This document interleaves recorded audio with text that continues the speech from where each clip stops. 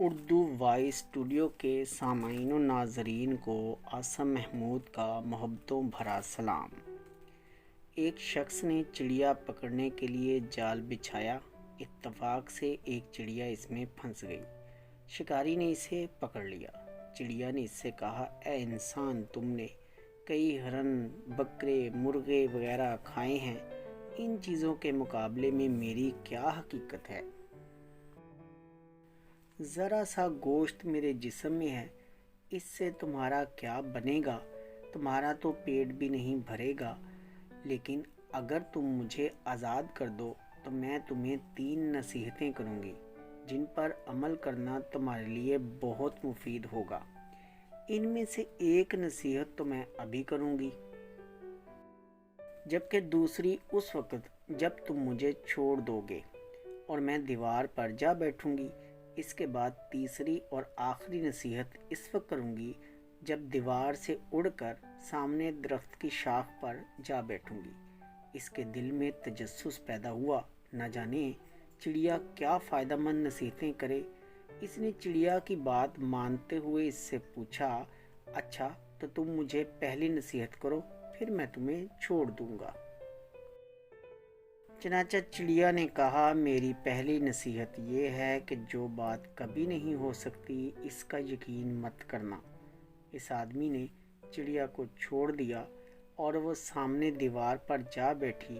پھر بولی، میری دوسری نصیحت یہ ہے کہ جو بات ہو جائے اس کا غم نہ کرنا۔ اور پھر کہنے لگی، اے بھلے مانس، تم نے مجھے چھوڑ کر بہت بڑی غلطی کی ہے، کیونکہ میرے پیٹ میں پاؤ بھر کا انتہائی نایاب پتھر ہے۔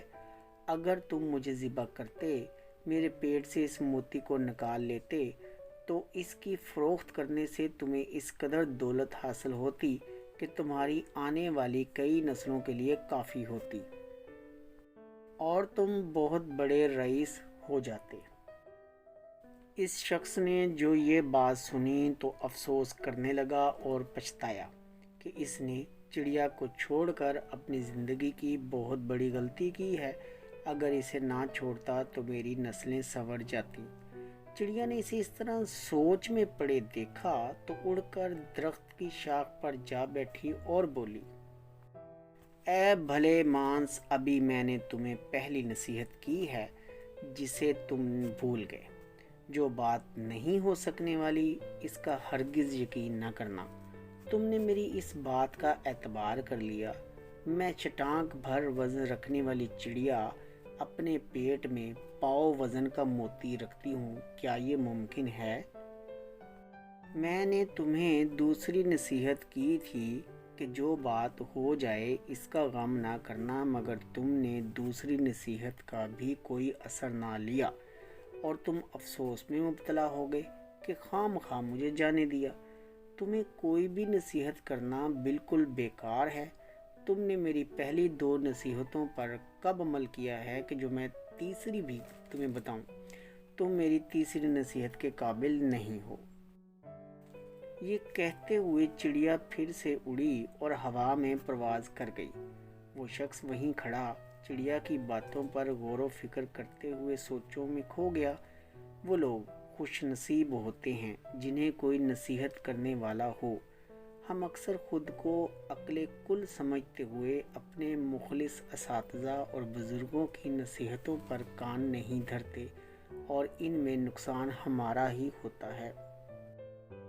یہ نصیحتیں صرف کہنے کی باتیں نہیں ہوتی کہ کسی نے کہہ دیا ہم نے سن لیا، بلکہ دانائی اور دوسروں کے تجربات سے حاصل ہونے والے انمول اثاثے ہیں جو یقیناً ہمارے لیے مشعل راہ ثابت ہو سکتے ہیں اگر ہم ان نصیحتوں پر عمل کریں تو۔